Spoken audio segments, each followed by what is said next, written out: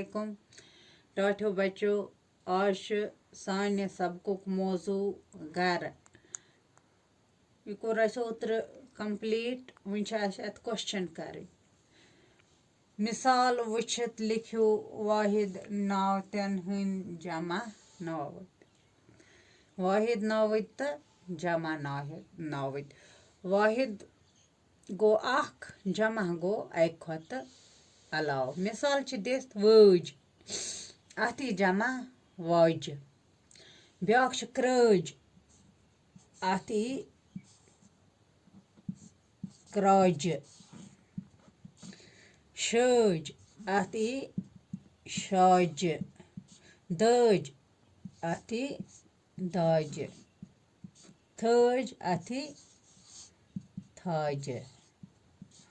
इथे पे ब्याक मिसाल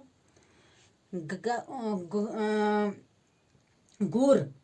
मिसाल ब्याक गुर, अत जमा गुर। गुर गो अख, गुर गई अक खोत अलाव गुर। जुर, अत जुर। खोर, अत खर। शुर, अत शुर।